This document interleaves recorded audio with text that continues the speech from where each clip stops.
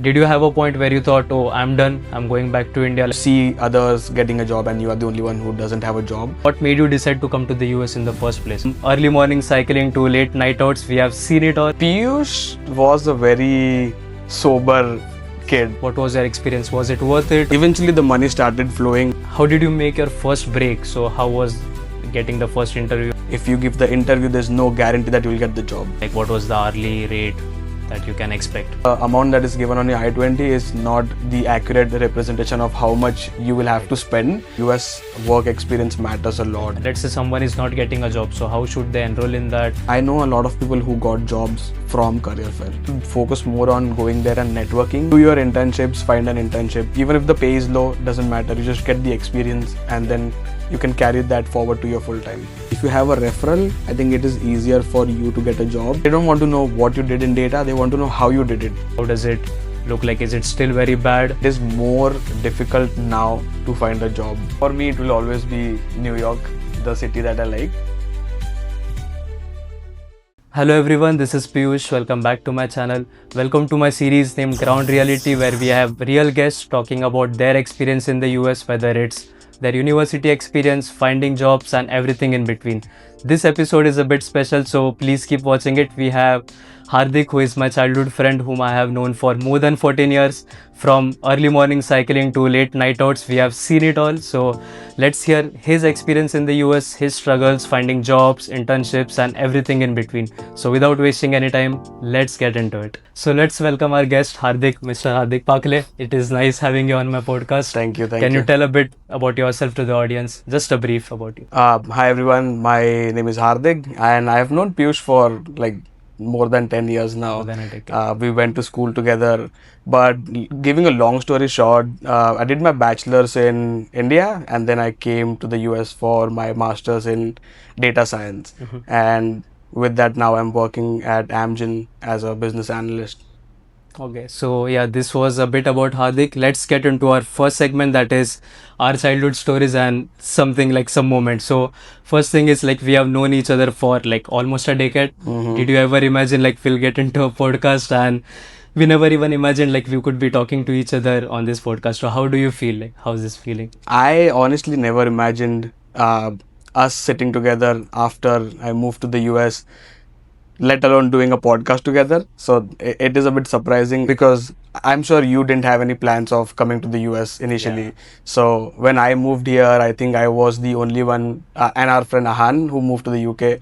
So no idea about doing a podcast together, but I knew that we would meet sometime in the future. Yeah, we used to talk like about everything in general, but we never thought like we would actually record it, have a complete setup, and this feels a bit formal. So we'll try to mix English and Hindi in between. So please bear with us. But And I think we are planning to do this podcast since a very long time. yeah, I was planning since long, but finally getting a chance to implement. So it really feels nice. Feels like we came a whole circle, like spending our childhood together and then having this podcast. So Yeah. really lot to learn from this guy. He's kind of an all-rounder in every field. So we'll get to know a lot of things from him.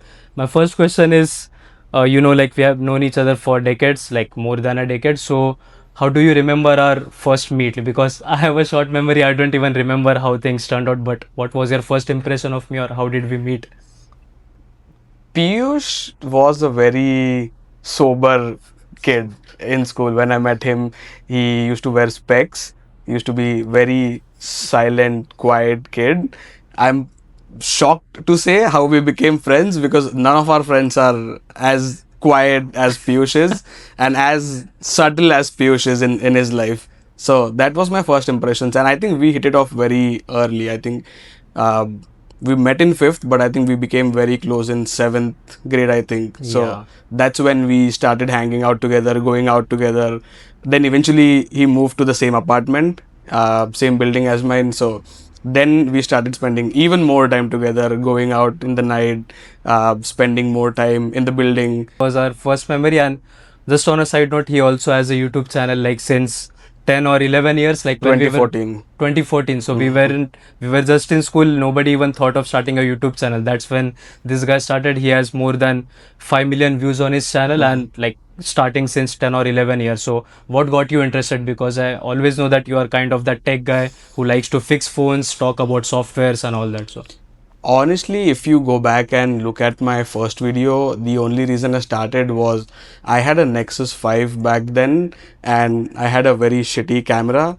I just recorded something. I got a new phone, so I thought I'll record something and I just uploaded it on YouTube. So if you see that first video, it's very bad, but I did it out of an interest, not because I wanted to earn money or anything. It was more like I got a new phone. Let me show the people what the new phone is all about.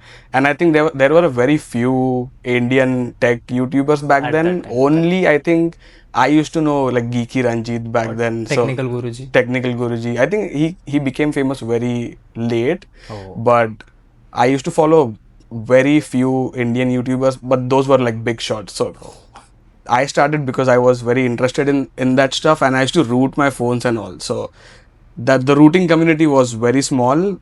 So it was more like me showing them how to do it and educating them on how to route your phone and all that. So initially when I started, it was more of an interest, not that, oh, I want to make it a full-time job or I want to earn money from it.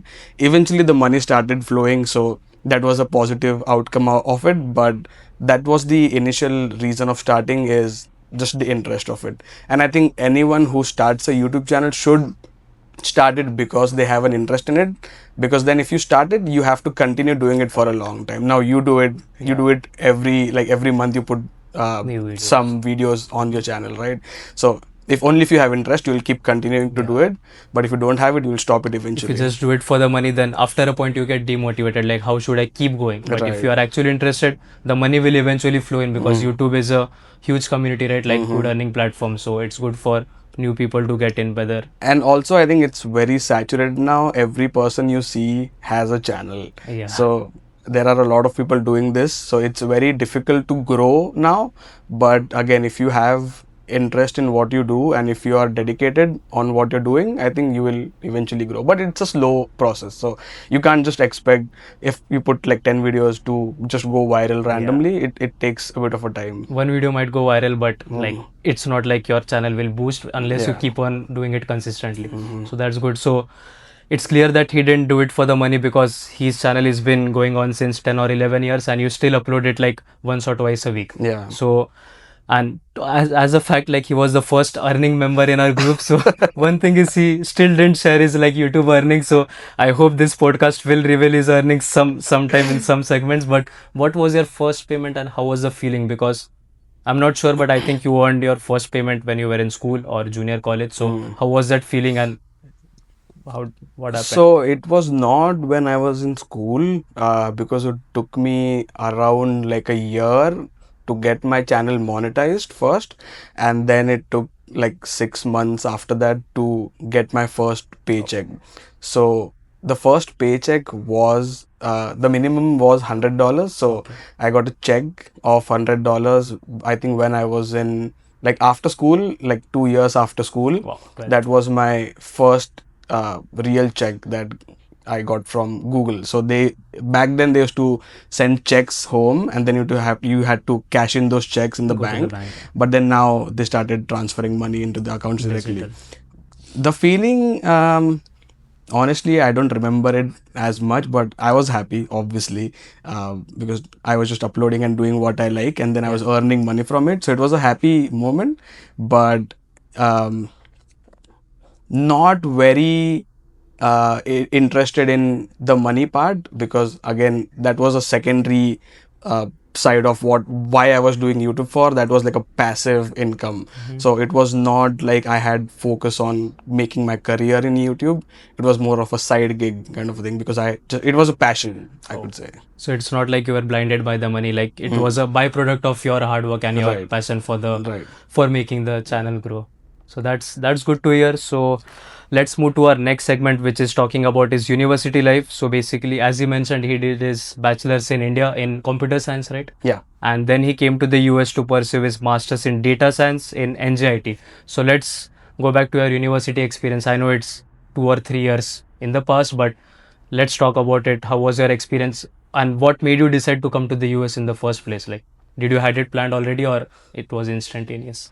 So I think since when I was a child, I had a lot of cousins who were already in the US.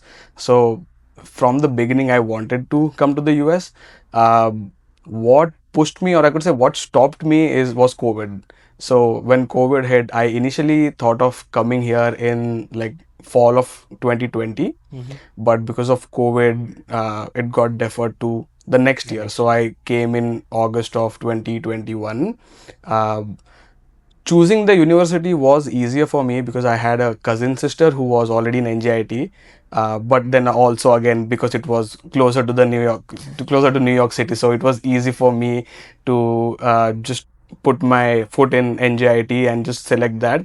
But I applied for like 6 universities. Eventually, I got locked into NJIT. Oh, so you applied to universities only in New York or they were like all around the US? All around. I think I had in NJIT, I had one in Drexel, I had one in Boston, um, and I think few across the US. But my main focus, I think the first acceptance I got was from NJIT. Oh, And since then I knew, I mean, I always wanted to, because the coursework was also something I was very interested in for data science.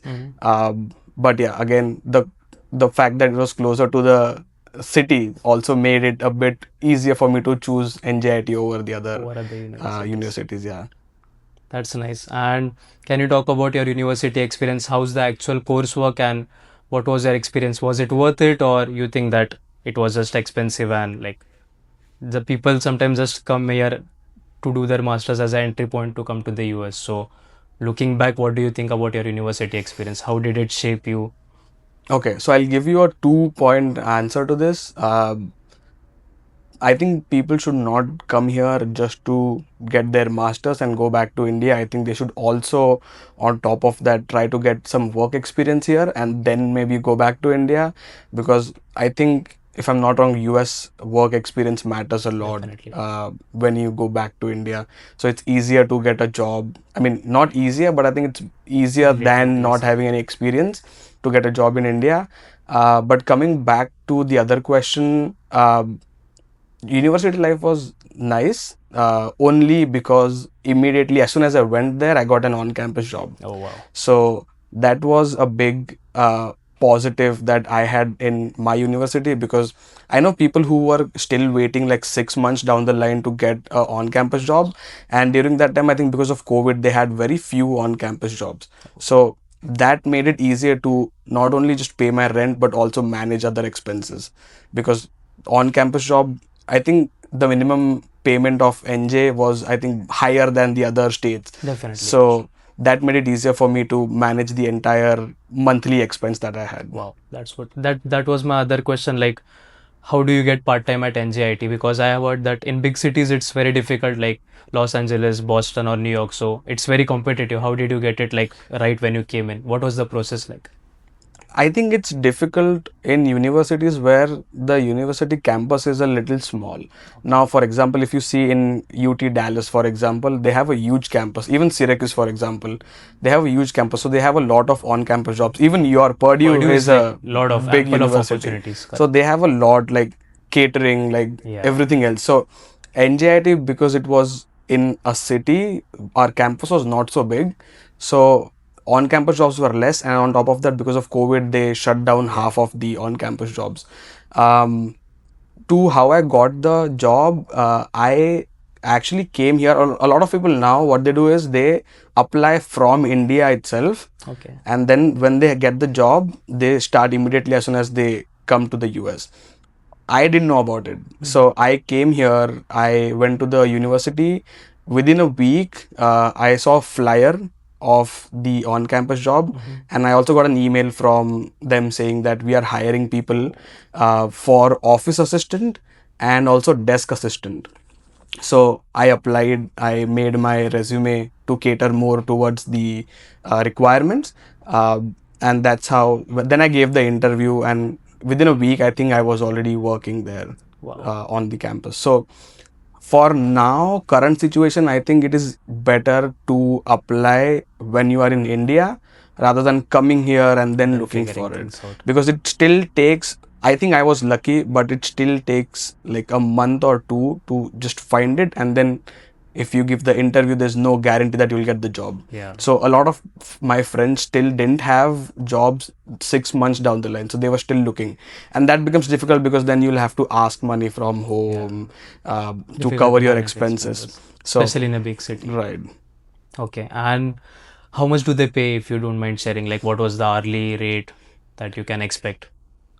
So I joined in September of 2021. Um, that at that point, I think it was $12 an hour, which was the minimum base, the base pay in NJ. Correct. But then when the next year came, I think they increased it to $13. Oh, okay. So I think I had $12 from September to December, and then from Jan it got increased to $13. So $13 per hour. But luckily for me, I got an office job, so I used to get the 20 hours entirely, All, all the 20 entire week, hours. yeah, okay. But when I started, it was different because offices were occupied already. So I used to get 14 hours in office, and then the rest 6 hours I used to do like physics proctoring. So that I did it for like just 1.5 months, but then eventually I got the office work for 20 hours. So I would say I was lucky there that I used to only work at one place for 20 hours For the entire week, yeah. for the entire week. Just as a side note regarding part-time, first thing is you can only work 20 hours a week, so that's the visa requirement. So don't breach that because then it's illegal. And second thing is you can only work on campus. So off-campus job only the citizens or the residents can do. But if you're on your F1 visa, the student visa, make sure to do it on campus. And talking about the finances at NJIT, I've only heard that it's very costly because Purdue is not too costly because it's in a college town. But NJIT, New Jersey, New York. So what was the cost? Can you give the audience a breakdown so they have a realistic idea, whether it's the tuition fee, cost of living, groceries? Okay. So first thing, I mean, the amount that is given on your I-20 is not the accurate representation of how much you will have to spend. So if I have to break it down by my expenses, every semester, like first 2 semesters, I paid 18,000 for the tuition fees. My housing was $600 a month, including utilities. And I was sharing it with 3 people. So we had 3 rooms. So everyone had a private room there. So 600 per person was the cost of living. And then groceries, like we used to split it by 3 anyway. So maybe around 200 a month for per person. So that was the cost. But eventually, as you go ahead in your masters, that tuition fee comes down, because so I did it in like 2 years. Some people do it in one and a half years, which is 3 semesters. I didn't want to do it like fast, so I took my time. I took 3 classes in the first semester, 3 in the second, 3 in the third, and then last semester I just took 2 classes. 2 courses to finish my masters. So it depends on what course you take, and the amount is tied to the course itself. So expect maybe around 18 to 20. Now I'm not sure, but expect between 18 to 20 in the first 2 semesters, and then eventually it goes down to 14, and then last semester is $7,000 based on how many credits you have remaining. Okay. And also, I mean, you can take more electives if you want, but just stay in your course Major. And also make sure that if you want to take any elective, just like ask your DSO or your advisor that I want to take this, does it correlate to my course? Because if you take an elective that is not related to your course, it would be difficult for you to justify how it goes into your stream. Then you have to take another 3 credits just to get into the credits. Okay. And you said the monthly cost, including the rent and the groceries, can be, let's say, $700-800 or 1,000. That's a good range to consider, right? So yeah, so the tuition fees is like 18,000 and it reduces based on the credits. The cost of living is definitely high in New York, New Jersey, so you can expect anywhere from $600 to $1,000, including everything. And insurance, I think, is paid separately with insurance, I think, is included in the university, the tuition fees itself. So our college gave us the health insurance. So that was included in our in So what you we didn't pay paid. separately? No. Oh, that's interesting. So in total, like what's the ballpark, like grand total of the cost you spend? Like is it 80K, 85, like an estimate, just to add things up?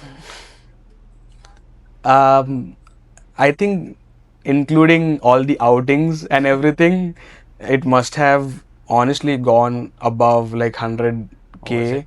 Okay, grand But total. also because then I was also doing an on campus, so it became easier for me Yeah. to spend it on the outings as well. Mhm. If you don't have an on campus job, To be able it to. would be difficult for you to manage the pays and I mean the rent and everything. But I have also seen a lot of people sharing a room. That is also something that is possible. That takes your rent down to 50%. Oh, So let's say I was paying like 600 with utilities, then it goes down to 300 if you share. with utilities. Okay. So if it is difficult to share a room in NJ because the rooms are already very small compared to the other states.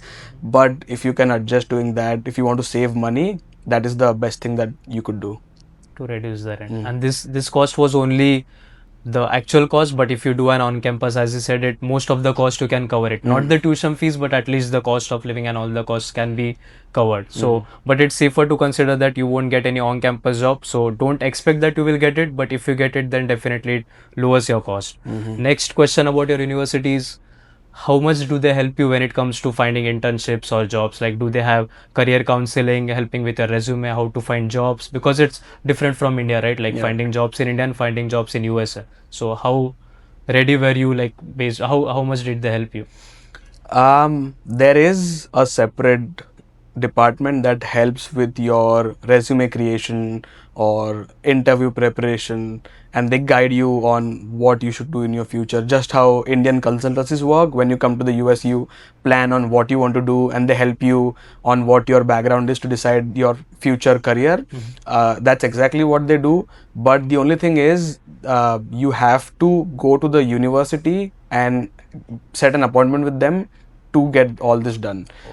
So it needs effort from your side because you need a job, Yeah. right? So you have to do the effort. They'll just guide you in the right direction. Mhm. I did not experience doing this because I never went to them in this regards. But I know that there is a department in NJIT and in every university that they do help you in your career growth. Okay. So it's like it's not like they will come to you, you have to put You efforts have to and go to them, yeah. see how they can help you with the resources, whether it's Yeah. networking, resume, tips, and Yeah. so on. And if you are confused where to go, I think the best person to contact is your advisor. Yeah.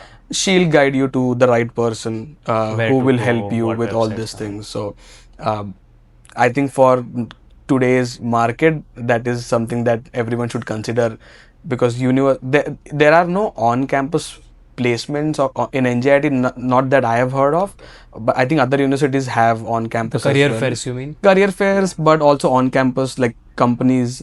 More like career fairs, Career correct. fairs. So we did have career fairs. I went to like 2 career fairs. I submitted my resume. I spoke with the people who were hosting the career fairs, but it didn't help me. But I know a lot of people who got jobs from career fair. But again, you have to be very extraordinary if To be you able to get a job from the right career to be able fair. to get picked from so many people in any company there. Yeah, honestly, the career fair didn't even work for me. Like for me, networking and all work, but career fair is a good option because at least you get to improve your communication skills, meet the people, and at least create a good network. So Yeah. that might work. We'll get to the job part later, but in career fair, I think rather than going and explaining your resume or telling them what you know, I'm pretty sure they don't really understand because a lot of people are in line explaining Yeah. them their background and stuff. I think you should focus more on going there and networking, taking the LinkedIn accounts or profile of those people, and I think just cold messaging them that I was here in the career fair and I explained this to you. So make a mark in the career fair and just network there. That's all I could say. That's a really excellent point because I have observed people like just standing in line saying the same thing. Oh, I have Right. graduated from NJIT. Everyone is same like thousands. So how do you stand out? Right. It's like you network, you get their business cards, connect on LinkedIn, send them cold emails, and build that relation, which Right. might in the future help you in finding jobs. So Hardik, you did your masters in 2 years from NJIT. Looking back, what path should the Indian students follow who are planning to go on a similar path, like coming to masters in NJIT? Like any advices or anything that you want to share? So after being in NJIT for so long, one thing I understood that only if you are in Ivy League colleges, the college name matters, I think. Uh, but I think the more focus should be on the coursework, and also if they have, like for example, Syracuse has a lot of people who got their jobs while they were studying. So there, the ratio in NJIT is very low of people getting jobs while they are studying. But in other universities, it's pretty high. So I think the more focus should be on how you can secure a job in the last semester. That because that helps a lot because after graduating you start working immediately. Yeah. Focus more on summer internships. I think going back to India is good, but that the 3 months of experience is something that will help you a lot in future. You did your internship Yeah, I did here, it for 8 months, and so it I helped you know, a yeah. lot, If I right? would have gone to India for 8 months, then I would have achieved nothing. So Right. So I think these are some things that you need to focus more on. Maybe just skip that summer, go in December or something like that. yeah. But summer internships helped a lot of people in securing jobs because I think they don't care more about the Indian experience. They care the jobs here care more about what US experience you have. Experience, yeah. So summer internships help a lot, and also they get converted to full time Most of the jobs time, yeah. most of the times. It's a high probability Yeah. that it gets So converted. focus more on how you want to build your career rather than going somewhere you want to just waste your time partying and stuff. I mean, you can still do that, but coming here at this point is should be more focused on all these things that will help your career rather than spending your money on some things that you will regret in the future. Yeah, because having Indian experience, whether it's 2 or 3 years, will be helpful, but having US experience, even if it's 2 or 3 months, that will be really impactful. Mm-hmm. So that's good to know. And like Hardik didn't do his internship. So what was the reason? Like what you are telling about doing internships, but why didn't you do it? Like difficulty in finding or your mindset was different? What was it? Uh, I think laziness is the answer. I it is wrong, but I was so invested in my on campus because I was very comfortable there. So I think that was one reason I did not apply for internships. That did bite me when I was looking for a job because internships helped a lot of my friends Yeah. to get a job. So that was a difficult part for me to not doing an internship, and that took a while for me to get the job that I wanted. So I think laziness is my answer, but do not follow me, please. Do your internships, find an internship. Even if the pay is low, doesn't matter. You just get the experience, and Yeah. then you can carry that forward to your full time. That's a really good point that you brought up because I know many people who are coming to the US, they ask me how should I get assistantship on campus job, but I tell them that the main focus should be on internships rather than assistantship. Like it will help you save some finances, but if you don't get your internships, then what do you show when you find jobs? Yeah. So that's And I think a lot of my friends also did unpaid internships. see, yeah, So again, pay is something you do need, that's but secondary. but Like that's at least for secondary. an internship, like Yeah. full time you will obviously start earning money, but Right. 2 or 3 months, worst case, even if you get unpaid, go for that if it's in a same industry and gain that US Yeah. experience. That's the point. So this was about Hardik's NJIT's experience. Thanks a lot for all your insights and advices. It will definitely help people who are planning to come to the US and NJIT in specific. Now let's say like you had all the fun, all the graduate life had fun on campus. Let's move to post graduation. You graduate, you are starting to find jobs, you get tensed if you're not finding a job. So how was that phase going into the OPT, that is optional practical training? That's the thing, when you graduate you start working on OPT. So what was that experience? So after graduating, you know that we get like 2 months of grace period. So at when we graduated, the job market was very hard. Yeah. It was very difficult to look for jobs. So that's when I decided to push my EAD start date as further as I can. So that's when I selected my EAD start date to be July 3rd. I know people who had like the start date after a month of graduating, but that you should only do it when you have like a confidence that you'll get a job in a month or so. Otherwise that's a gamble, like Right.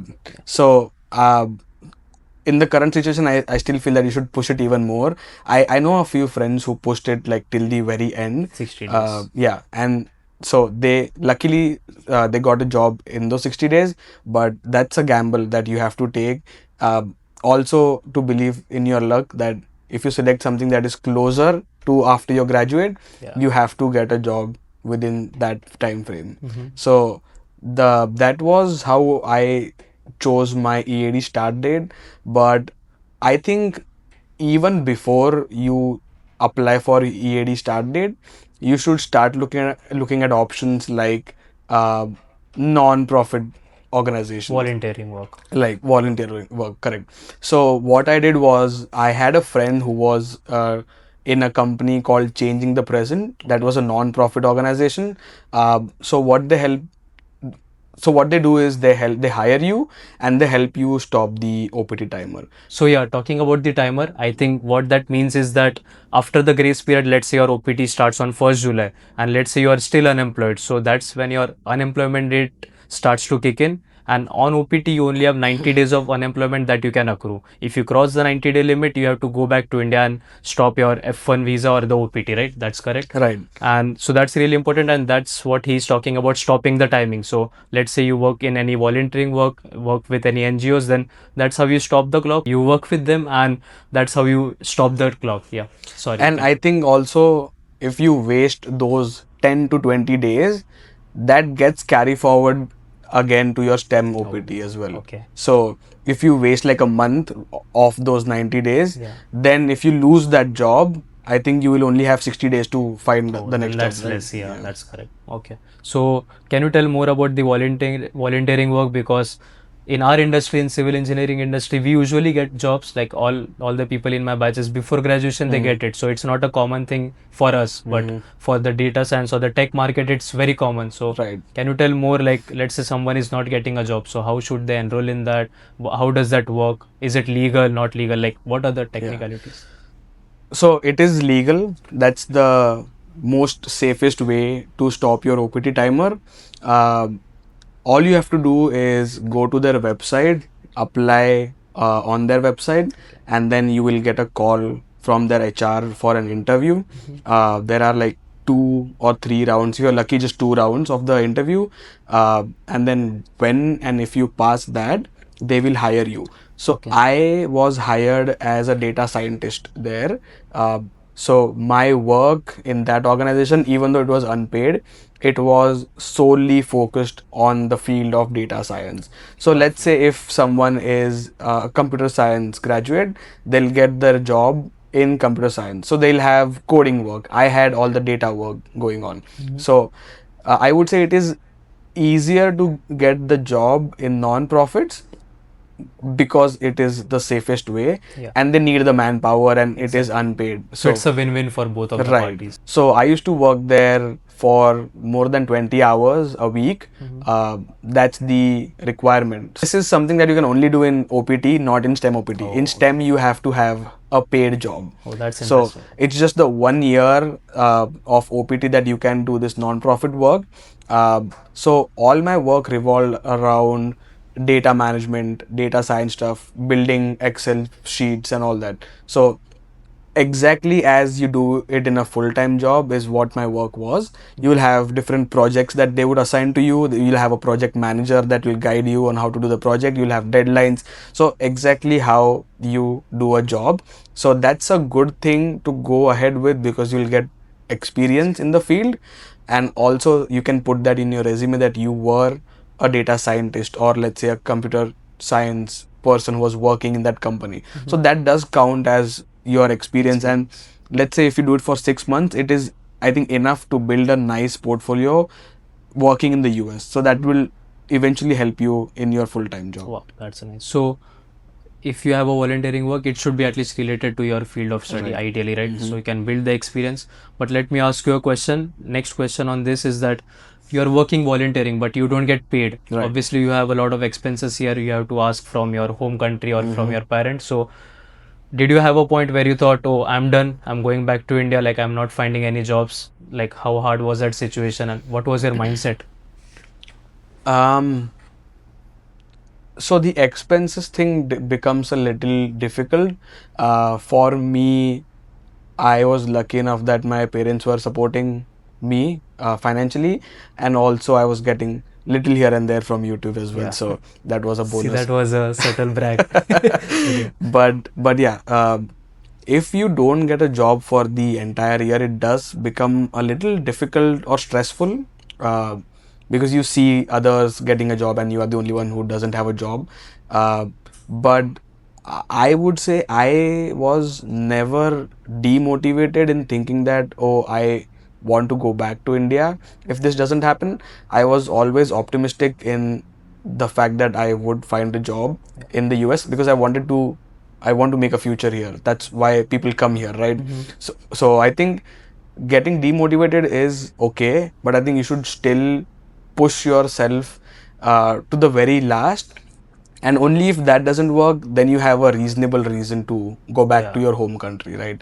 But I think you should still give your 200%, because you are the one who needs the job. Yeah. You are the one who want to make your career. It's for your future. So it's for your future. So I think you should push yourself, not get demotivated, not get depressed. Just keep going on. Eventually, I think the more you wait, the better the job you will get. Is Wow. what I think. No, that's really motivating, and he has personally gone through it. I've seen him through the struggle, and you were still calm. Like I didn't see you stressing out or let's go back to India. So that was really good. And how did you make your first break? So how was getting the first interview, or like what was your job strategies in this time? Okay. So I think first things first, you should not hesitate to like send cold emails or cold messages to people on LinkedIn. I think you should just go get the LinkedIn Premium. That'll give you the option to send messages to people. I initially was a little hesitant on doing that because I never asked someone directly, like an unknown person, to give me something that I wanted. Feels a bit pushy, right? Yeah. So, but I think that's how now when I go through it and I get people DMing me, I am the first one to immediately open my laptop and give them a referral. Correct, yeah. So I think you should help other people like that. So there are a lot of people who think similarly, and I don't think they'll hesitate to give you the referral, because I think even they have benefits if you get selected in that job. So send messages, send email to people. That's how I started with. But the way I landed this job was through a referral. And that plays, I think, an important role currently in the US. That if you have a referral, I think it is easier for you to get a job. You get pushed in the line a little ahead of other people. So that's how Easier to stand. easier to start. So that's how I got my job, through a referral. So Okay. that's how I landed my first interview here. Wow. So that's really interesting. And I talk in all of my episodes whenever I'm talking to any guest that networking is really important. Don't forget that. Don't underestimate it. Like, obviously, you can apply for jobs on websites or you can go to career fairs, but just try to imagine it's difficult to stand out. Like you have thousands of competitors, but as you mentioned, if you go with the referrals, you compete with a small group of people, so that increases your chances in getting a job. So don't take it lightly, especially in the US. Don't hesitate to reach out to people, even if they are senior project manager, vice presidents, or the CEOs of the company. Right. As you mentioned, people are willing to help only if you ask. Like if you don't ask, no one would come to you to help Right. you. You should put efforts and try to build a good network, and Right. that's how you can do it. I think the first thing you should do is look for your friends who are working here, and you should make a list of companies that they are working in. First, go to those websites, their career websites, look for any jobs that you find, send referrals to them first, and then maybe go to the other websites and then look for a job code, find someone who's working there on LinkedIn, and just send them a message that, hey, I need a referral in this. Would you be willing to give me the referral? That's how I did it. I got a lot of referrals since I started doing that on LinkedIn. So people were willing to help me. It takes a while for people to respond on LinkedIn. That's one thing that was a little difficult, but wait for like 3 days. If they give you the referral, well and good, or eventually you apply through the website. Or you reach out to other people in the company, like try to ask for Right. referrals. Like minimum, I think you should message 5 people from the same company. Oh. One would respond for sure. And it's not that people are bad. Like sometimes they're too busy in their work. So Yeah. even personally, I only open LinkedIn once a week or once a month. So Mm-hmm. like no one is bad, but if they open it, they will definitely try Yeah. to respond you and Mm-hmm. probably give you Yeah. referrals. Mm-hmm. So do you remember any mistakes that you made in your job search that you looking back that you think that, oh, I shouldn't have done this, or to tell the audience who are looking for jobs? I think not a mistake, but I think just only looking through LinkedIn jobs is not something that will land you a job. Mhm. Uh, I was not aware, but initially when I started looking for jobs, I used to only look at LinkedIn and first look at the easy apply Yeah. jobs. And I have not heard of anyone who has gotten a job from those through this. easy apply things. Mhm. So apart from LinkedIn, there are a lot of websites that you can apply for from, but I would still suggest going through the company's website Okay. because I started doing that late in the game, and I think that's when I started getting a lot of replies back. Even though there were rejections, but that's when I started getting replies from the Replies. companies. But LinkedIn, I think only focusing on LinkedIn is not something that you should do. Focus more on other websites as well. Push more, apply from every website. I think you will land your job eventually. And I think that as a graduate, if you don't have much experience, it's better to shoot all the shots because Right, it's a probability game, to be honest. Like, luck definitely plays a factor. Do you agree or no? right, Like, right. For sure, especially as a 100%. graduate, like, Mm-hmm. it's not easy because you don't have the foot in the industry. So, Mm-hmm. try to go with every ways possible, whether it's LinkedIn, Indeed, I don't know, job applications, Yeah. career fairs, cold emailing, and so on. Mm-hmm. So, that should be the Yeah. It's strategies. like when you are pushed in a swimming pool, how you try to get out Yeah. of the pool, you have to try to get what you want in the job market here as And well. once you get in the industry, it's kind of easier because now you know people, you Yeah. have experience on your back, so it Mm-hmm. might make it easier. Yeah. Any other interview tips that you might recommend? Because first step is obviously getting to the interview, but let's say you get into an interview. I see many people getting rejected in the interview, and you don't want that because it's difficult to get interviews in the first place. So when you get into that stage, how does that look like? On what should you focus on? I think in your interviews, so what my strategy was, I mean, not even a strategy, but I tried to take my interview as a conversation Yeah. with the other person. So it was not me just reading my resume and telling them what I do or what I did, Mhm. because they have hundreds of people who just do Exactly. that. So what I followed was making it more of a conversation, a casual conversation with the person. So I started with explaining how what I did, that is the initial paragraph that you tell them Yeah. about yourself, but then having just a casual conversation, giving them examples, like real life examples. So let's say if you worked on a project, give them an example. Hmm. They don't want to know what you did in data, they want to know how you did it in practical life, because you are going to work there practically. So the more practical examples you give them, is the more they'll get convinced that this person knows what he's talking about. So I think I had like 4 rounds in my company when I got this job. All of the 4 rounds were a conversation that I was having with the other people there. Wow. So giving them more real life experiences, giving them more real life examples, real life work examples, I think that helped me a lot during that interview process. Wow, I love that point. Like, consider it as a conversation and not an Right. interview. If you see it as an interview, then it's like, oh, it becomes a bit formal. You have a layer of Right. formality. But if you, let's say, like this, if you are Mm-hmm. just having a conversation, it's easier to open up talking about your experience and which situations were you in and how did you apply yourself. Yeah. So, And I think the other point that helped me was I never made a script of what I was going to talk to the other okay. person or what I was going to explain the other person. I only had some certain points that I wanted to talk to them, Mhm. but it again varies on what they ask you, Yeah. like what the follow-up question is. So you have to be prepared on giving or showing them how naturally you talk rather than just reading a script, because that looks Yeah. fake eventually. So They figure it they'll out. understand. So I think being the natural version of yourself and having a casual conversation, not too casual, but just light Yeah. conversation with them, I think that will help you a lot. And they'll feel that, oh, if this person is in my team, we'll get along well. Yeah, So it's easier to work with this yeah, guy. it's easier. The communication is good. He talks well. He's like little friendly to us as well. So that helps a lot in securing the job, but also then working with that team in the Yeah, future. because eventually you have to work with them. Yeah. So even they will look for people who they can gel in with and Right. get along with. Mhm. So these are really good points and try to consider them seriously because clearing interview is really important step. You don't want to get rejected after all the referrals that you get. So thank you for all the tips. This might definitely help people in this tough market. And what do you think about the current market as a professional? Like how does it look like? Is it still very bad? The hiring has paused or what's the situation? Just briefly. Um, I think it's still bad for the new graduates. Uh, so it will take a little more effort than when, I mean, we were also, when we graduated, it was pretty bad for us.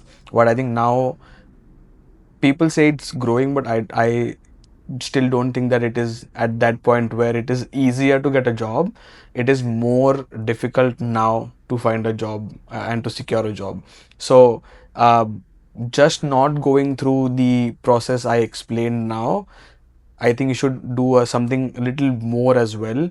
So just to give an example, I get a lot of emails on messages on LinkedIn from people who, let's say, got the interview, but they want to know my experience on how my interview was. So people message me saying that, can we get on a call? Can you explain how the interview was and what did they ask and how should I proceed with the interview? So that's something I think you should start doing is, when even if you get the interview, you should not be overconfident enough to think that you'll secure that job.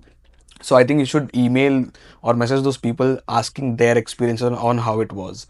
I think that will help more now. Like let's say you just give an interview with them a year back, so you are in a good position to help people on how Right. they interview you. How can you expect it? Right. So that's a really good Right. point. Yeah. So let's move to our new segment with a new background. We have changed the setup and let's talk about the next segment, which is life in New Jersey versus life in Dallas. So you have been in New York for like 3 or 4 years, did your masters there, and definitely you love the city. I know Yeah. that like very well. So how was the experience there and versus moving to Dallas? Like which one do you prefer? So for me, it will always be New York, the city that I like. But moving to Dallas was a good experience because I think Dallas gave me something that I think everyone should have moving forward in their life, which was a life upgrade. So coming to Dallas, you get a big house. You get to buy a car because you can't. There's no public transport here. Even if there is, it's not very convenient Pointless, as, to be honest. yeah, not as connected as the one in New York. So eventually you do get used to the life that you lived in New Jersey, but I think you have to upgrade your life in a way that will not just satisfy you but also will satisfy the people around you. I immediately felt like my life was being upgraded because the life in Dallas is very different to the life in New Jersey. Okay. So going from a small apartment to renting a big apartment with big space with a Yeah. community that is gated, you have gym and everything there. So I think that was something which was missing in New Jersey. You can still have it, but then you'll have to pay a lot Yeah. to get that. So I think in Dallas now I'm very comfortable with what I have. Wow. Maybe I think up to a point it's fine staying in New Jersey or New York unless you are working in the finance or the tech industry Right. where you earn a lot. I Right. think it's good as a student, but after a point you need to make a move, whether it's Dallas or some other state in the US, to be honest. But I think that move is important, especially when you start your full-time job and you want a life upgrade in general. I also think that if you look at it financially, for me, I would not have had a problem of spending more if I wanted to stay in New Jersey. But it was also a fact that if you, for example, are paying 3,000 to stay in a house versus you're paying 2,000, so you're saving that Yeah, that $1,000, and difference. Dallas has no state tax, so that Yeah. also helps a lot in saving up as well, but also planning on your future. You cannot, for me personally, I did not see myself living in New York for my future. That was just, I think, a phase where we were students and we wanted to have fun.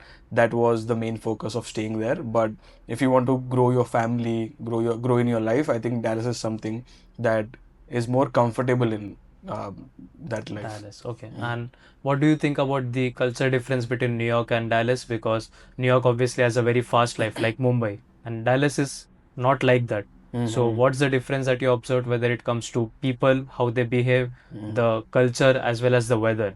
How was that change?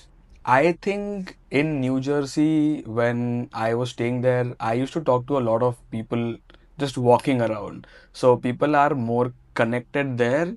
On the other hand, I think in Dallas, you will find less people walking on the road because people usually drive their cars here. Uh, and I think in New Jersey or New York, for example, people are very friendly. They'll come and talk to you. That is something that has not happened a lot in Dallas. So culturally, I think there is a big difference. If you grew up in Mumbai or a major city, I think you will like New York more. Yeah. But I think again, that should be just a phase in your life that you did your university, you had your fun. But then if you want to plan your future, I think you should let all that go and focus more on your future and your career. And what about the weather? Weather is like almost completely opposite. So, what do you think about it? Weather, mostly it's very hot in Dallas, but then when I moved, it snowed after 4 years. So I think I brought You brought the the snow to snow to Dallas. Dallas. But on the other hand, I think I do not like the heat. I know some people who Oh. love the heat. I like cold weather more than heat. So it took a while for me to get adjusted, but I think now it's fine. And the dry heat is what makes it worst, I think, because Mm, winter is good in Texas, I yeah, believe, but if you come in summers, it's like it's very crazy hot. hot, crazy hot. It's like 100 degrees. So. That's a lot. And how do you compare the apartments here? Like, obviously, we are sitting in Hardik's apartment, which is huge. Like, you can't get an apartment like this in New Jersey or New York. If you get it, like, you should be a millionaire or something. Right. So, I really like it. I personally think that it's better to come here and get settled because you get a very luxurious or big apartment. Right. So, how do you look at? So beginning from the university, we were staying in an apartment there. So after getting a job, we moved, like after graduation, we moved to Jersey City, which is Okay, more closer to New York and where you correct. stay now. Yeah, But I think there even though we had a big house, we did not have the facilities. Like there's in Dallas now, you have a swimming pool down there, you have gym, you have a gaming room. So if like friends come over, we'll take you down to the yeah. pool or to play games. So that in New Jersey, I think you'll have to spend a To get lot that to amenities and get all those luxuries. amenities. Just for example, 5,000 in New Jersey versus like That's 2.5 in big difference. Dallas. So that's a big difference, like more than 50%.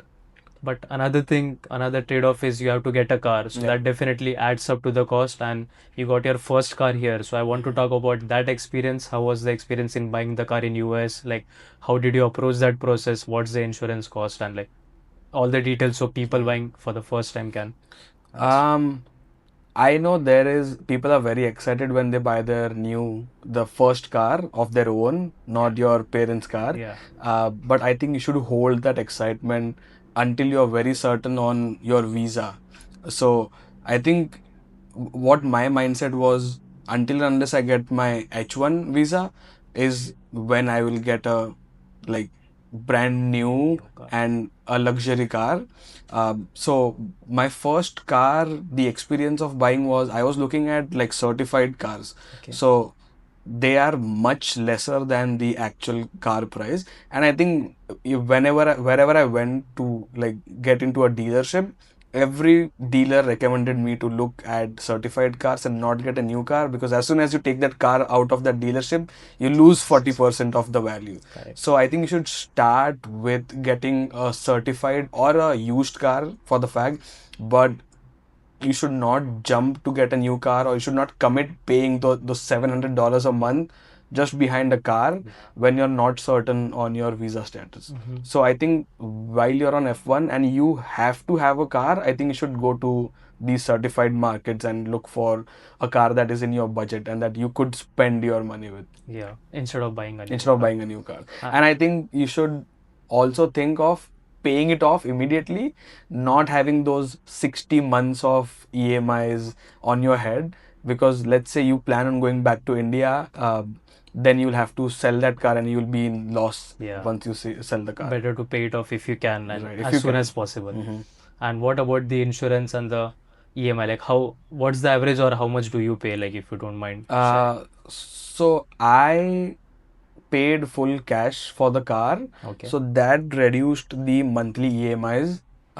So there's no EMI that I have to pay. Oh. So I think if you work for like a year, I think you should have enough savings to purchase a car, or maybe give a more down payment so that your EMIs get Reduces. down to like $100 or $200. But I think it's easier if you just pay it off, because you don't have that in your head that you have the next 60 months to pay that EMI. But on the other hand, talking about insurance, I think it depends on what car you get and also where you live in. So for me, when I got this car, my insurance was initially $180. Okay. And that keeps changing. It after every 6 months, either it goes up with the value or it also could come down. So personally, mine went up $10. But also, if you are lucky, I think it could also go down. It all depends on what car you have, what model you have, which year model it is, and how much you drive in a year. Also your history, right? Like your driving Also your history, it history. So impacts. so for me, I got my license immediately when I came to the US. So even though I did not have a car back then, but I think that history still counts towards your insurance. So if you are a new driver, you will have a higher insurance. I have friends who are paying 300 a month on insurance lot. because they got the license done late. So if you're coming to the US, I think that's the first thing you should do is get your license. And before that, as soon as you come here, get your SSN. Yeah, and Done. as soon as you find your Yeah. on-campus job, just get your SSN, yeah. get a license even if you don't plan on getting a car Right. anytime soon, so you have a good enough And history then you don't have to carry your passport everywhere. You can just carry your ID. ID and fly or go anywhere. That's good. So let's say someone is staying in NJ, what would be your elevator pitch to them to come to Dallas? Anything that you can remember? Just a short one, like to convince someone. Life upgrade, comfort in your car, and also bigger house. Comfortable life is what I would say. I think if someone's stuck in New Jersey and they are not planning to move, I think these are the things that eventually you will look forward to. Yeah. But I think it's better if you do it quick than waiting on something. So it will save you money, and also it will give you a comfortable life after like the student life that you live, because that's a difficult life that you live.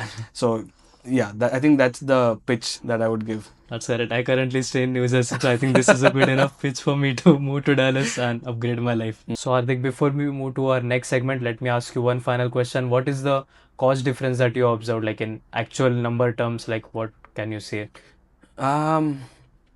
If I break it down based on the rent and utilities and the groceries, I think in New Jersey, when after your student life, you need a comfortable life. Like you need a private room, a big house. So you have to spend anywhere between 1,000 to 1,500, but you still share the house with other people.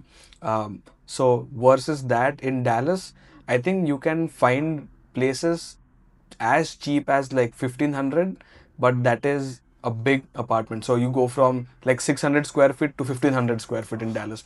So even though the cost remains the same, you get a bigger house. Now for me, because I stay in downtown, my rent is a little more than if I was staying somewhere a little further than downtown. So for me, I pay $2,000 on rent, and then utilities will be like $100-$200 more on top of that. And then for groceries, it depends on, I think, How person much to you person, spend like and- maybe like $300 a month.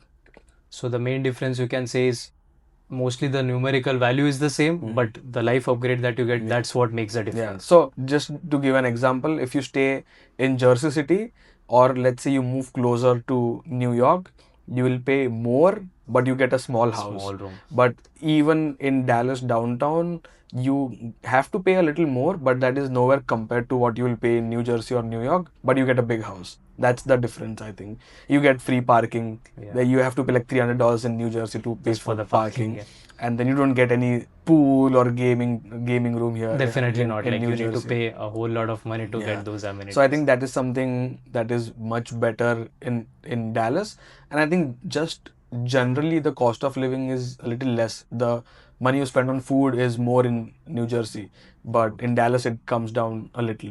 A more. little because of the taxes and all the Right. changes. Mhm. Okay. So that's nice. Thanks for sharing your comparison between New York and New Jersey. People who are looking for full time or are working remotely, that's a good point to consider that if you are staying in New York, there's no point in staying unless you are living an ultra luxurious life. You can try to move to Dallas, and that's a really reasonable state to live in. Yeah. Good weather, good people, and the cost of living or the apartments are really huge. And I think not just Dallas. I think if you have that ability to work remotely, I think it is better to save money than spending and staying in New York. Unless you have a lot of friends there, but I think it makes no sense if you are working remote to stay in a place that just eats up your money. Yeah, it's kind of like Mumbai, right? Like some of the areas are saturated, so you Right. don't want to live in that South Mumbai or those areas. You Right. can maybe live towards like, the northern end of So Mumbai, unless it's something. very necessary to stay in Jersey, like if you are like a hybrid worker, like you have to go in office. I think if you are working remote, you should definitely consider other states, not just Dallas, but I think other states as There well. are many states where you can save cost. So that was our last segment talking about New York versus Dallas. This is the new segment with another new background. We are trying to utilize all the amenities that Hardik's apartment has. So the next segment is about your YouTube journey. I remember you already talked about your journey, what motivated you and so on. So how has your channel evolved over the years, and what do you basically post about so the audience knows, like, if they want to subscribe? So I think, as I mentioned, I started because I liked what I did. Uh, Over the years, I think I still had to put in that effort to keep the channel relevant and growing.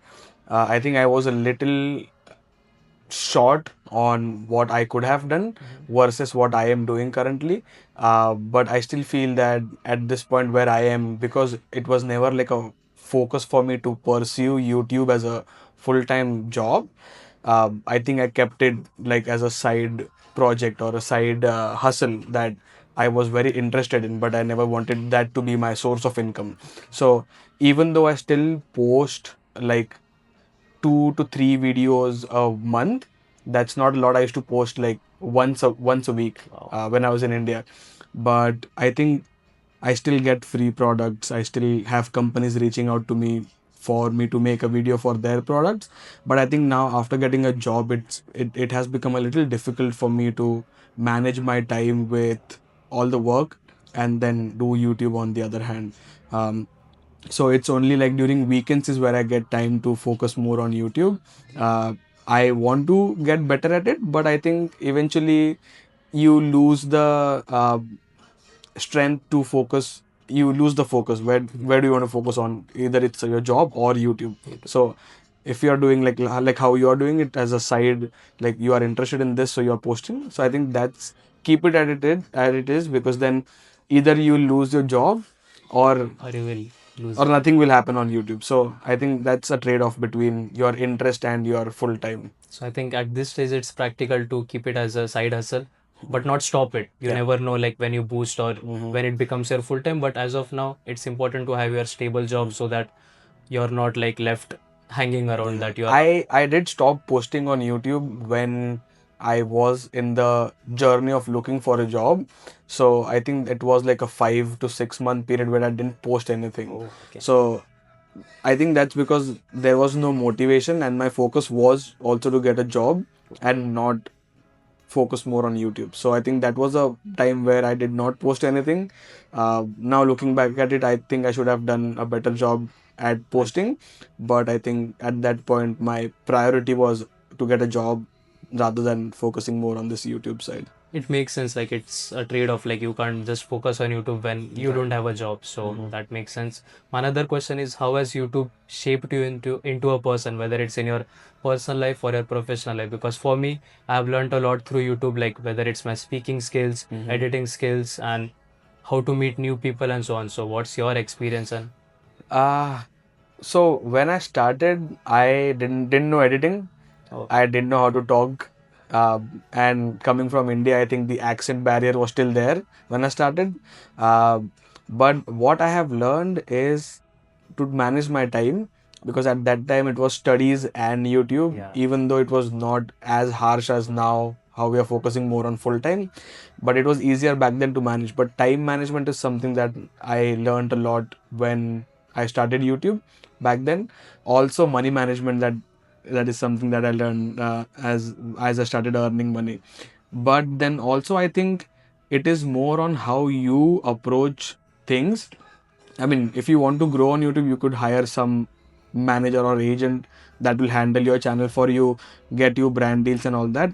But then you will have to take that time. It is like a job. You'll have to take that time off your week to dedicate on YouTube. Yeah. So I wasn't ready, and I'm still not ready to focus my journey there. So I think that's the one step I'm hesitant to take, because again, with that will come more dedication, or like time dedication More to focus. a project, and you cannot miss deadlines. Yeah, there. at this life stage, you have other priorities and responsibilities, so you can't completely focus your time. Mhm. But I agree that if you want to grow a YouTube channel, you need a team. Like, you can't do it Right. alone. Like, I try to do it alone, but it's like I have a lot of backlogs. I need some like hours and hours to edit the video. You can understand Yeah. it. So creating your own thumbnail and so on. So it's a bit of trade-off, and what your priorities are and how you want to focus on things and Yeah. how much you want to grow. Yeah, And I think with YouTube, I think that is your channel. It's like your project. So you should have that flexibility of working anytime, posting anytime, but also posting something that is relevant to the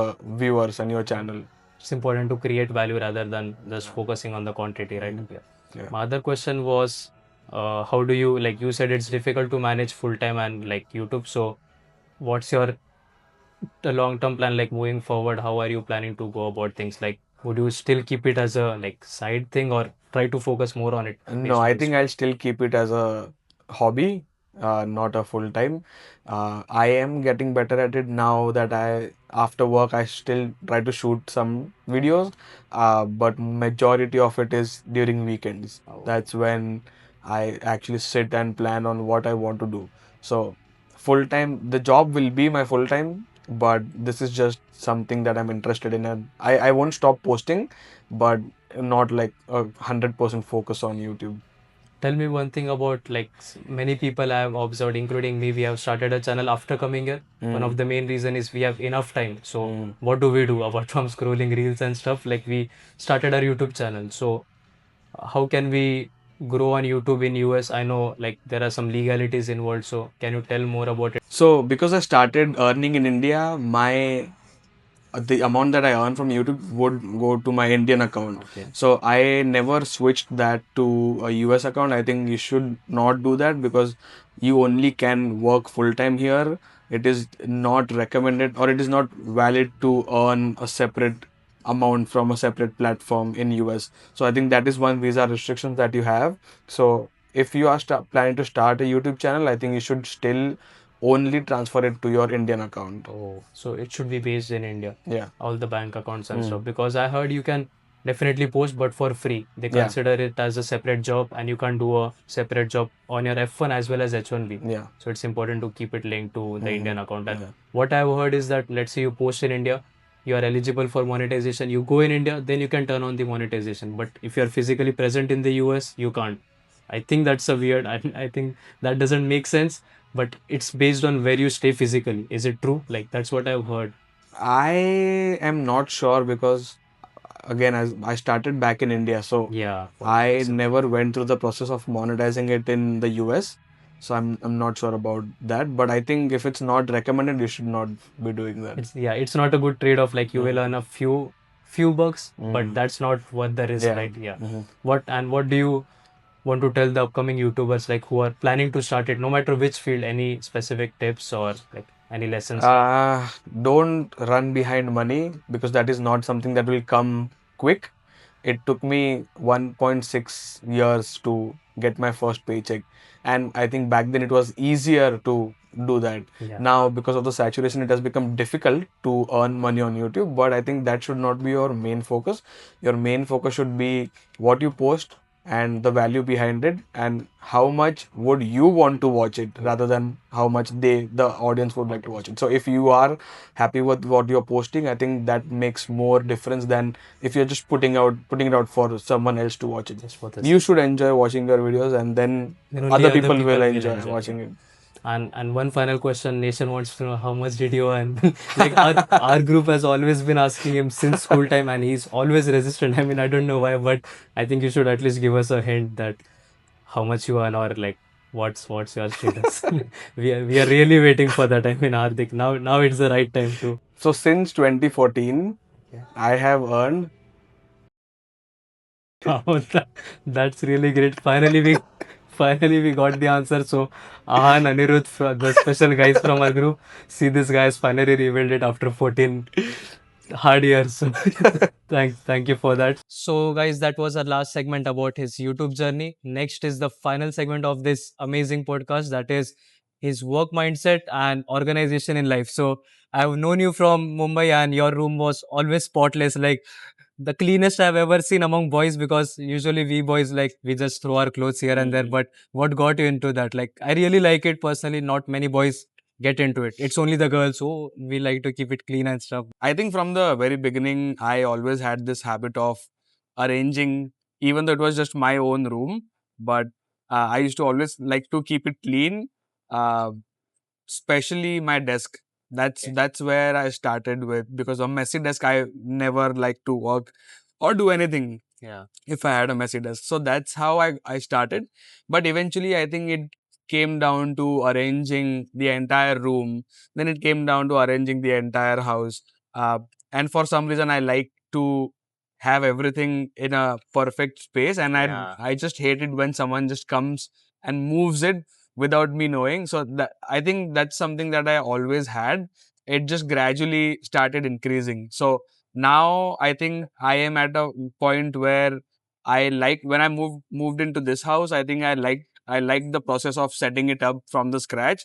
I think that's something that was always something that I had interest in. So it didn't just come to me. I think gradually it just grew on me. Increasing with time. Yeah, I don't know if it's OCD or something, but that's a good habit to have, like having a clean house, because I've always seen you, whether you are a student or you are working full time, your Yeah. room is always organized. Everything is at a correct place or correct corner. So Yeah. I don't know how you think creatively about it. Like, how do you think about it? Because for me, it's very confusing. Where should I keep my bed? Where should I have my desk? So how do you imagine that? Like, can you- I always sketch it on my iPhone. Wow. And I sketch my room, and then I make like 5 different room adjustments to where my bed should go, what will leave more space to walk in the room.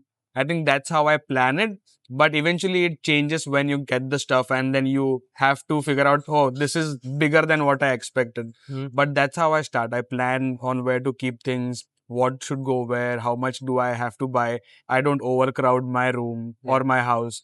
So I think that's something that you should plan before buying things, or after buying it. You should, before settling it, I think you should make a plan on where everything should go. I think that really helps. Wow. For me, it's overwhelming, but I think you really like it. So, how do you did you find it difficult when you were staying with boys, like your friends, like, because boys generally don't like to keep it very clean. So, Hmm. did you have any clash? Or how did I it work? think luckily I stayed with my friends, so I knew them from India.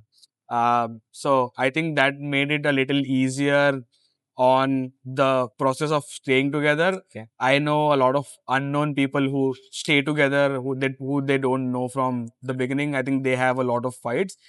We did as well, but I think it was more in control because we knew each other and we were friends from India. They knew your expectations, that how you like to Right, keep your room, and right. so it was kind of a mutual Yeah. thing.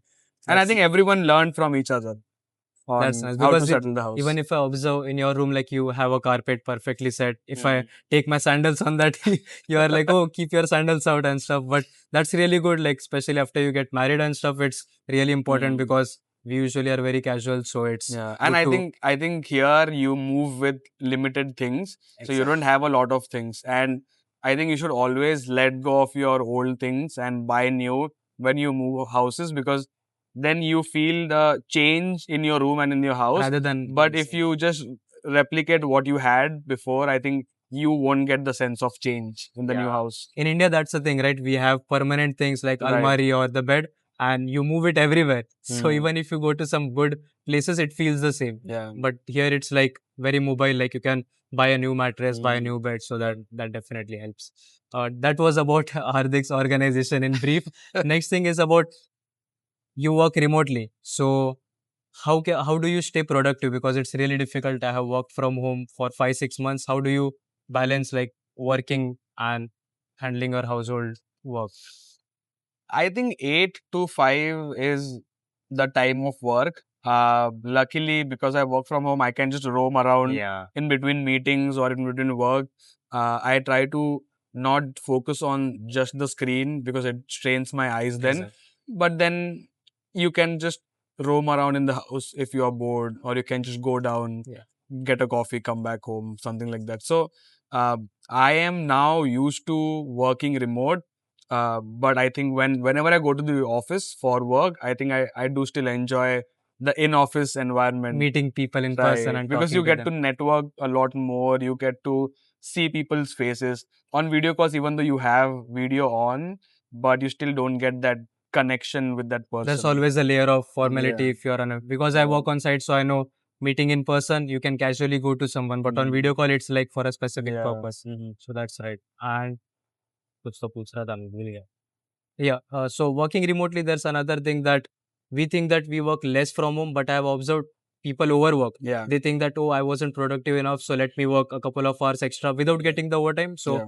has it happened to you or like, I think when you are in office, you leave at 5 or 5:30, and then you come home and then you relax. yeah, But because I work remotely, I think my room is my workplace. So it's like even if after 5, sometimes I feel like I want to work more. yeah, It's like, let me do tomorrow's work today so that tomorrow can be a little relaxed. So I think that's something that is personal to me. Not everyone does it, but I think working remotely, you tend to work more, and I think people expect you to work more because you reduce the travel time to office, and then you are at home, so people expect more work coming from you. that's nice. And I wanted, like, based on this, I wanted to ask about the work life culture working with a US employer. So, how do you find it different from India? I know you haven't worked a lot in India, like, I think a few months or years here and there, but what's the difference? Because I haven't worked in India. I've just heard it's very stressful there. People work for 12 to 15 hours a day, and here it's like 8 hours, and mostly it's done. So, what do you observe? I think one thing about the work culture here is after 5, there is nobody bugging you. Yeah. So once it's 5, nobody messages you for any requirements or anything. I think that's the biggest difference. And even though you work more, you will always get that appreciation of your work.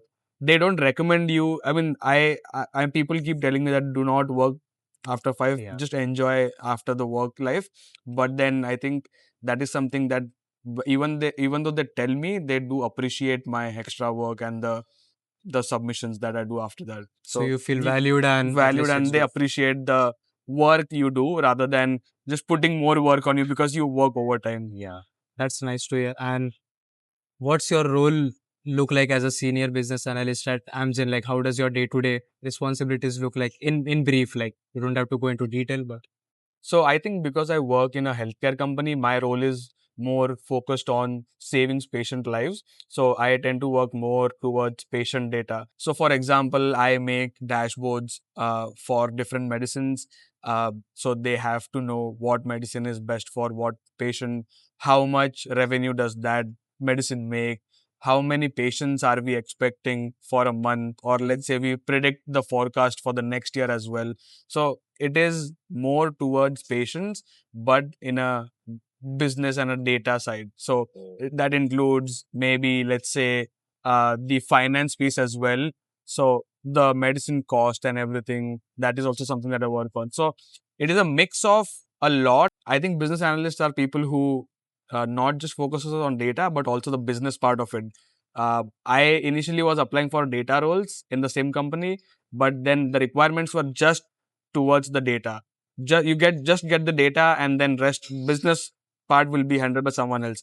But business analyst handles the data and the business side of it. so you get The best of both worlds, Yeah. like the technical things as well as Right. the management And side. then you get the business side experience as well. That definitely helps you as you move ahead in your career. Mhm. So, guys, that was our last segment. We got all the information we could from Hardik, whether it's about his YouTube journey, his academic life, as well as his professional life. Now, let's move to the fun last rapid fire question. So, you have to answer it very quickly, okay? Don't take much time. Okay. So, the first question is one gadget you regret buying. I don't have any answer for this. No answer. Cool. Apple or Android? Apple. Favorite iPhone model ever? The original iPhone. One weird habit of yours that I can expose on camera. I don't like people touching my things. Oh, okay, I will remember that. Favorite Indian food you miss in the US? Vada pav. Vada pav. That's a typical Mumbai answer. One place you want to visit next, not in the US, around the world, anywhere. I think Switzerland. Okay. Who's more punctual, you or me? You. Thanks, thanks. One word to describe your life in the US. Just your journey. Or two Growth. words for you. Yeah, Growth. okay, growth. The split between your YouTube income. I think 30 to 40%, 30% monetization, 70% sponsors. Oh, okay. And the last important question, New York or Dallas? New York. He didn't even listen to the options. So guys, that was the rapid fire. This was Hardik, our special guest. Thanks for having. No, sorry. Thanks for being the guest at my podcast.